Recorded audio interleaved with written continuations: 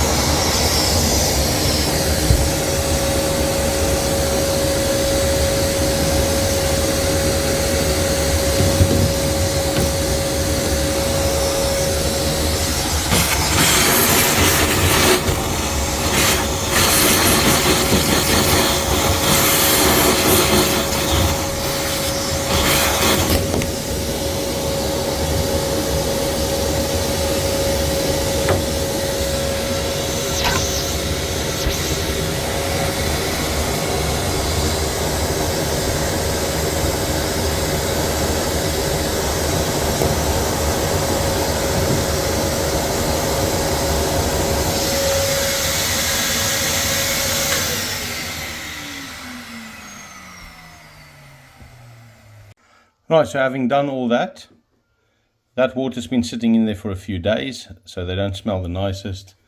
We'll turn the machine on and let's see if we can get these things on a super quick wash.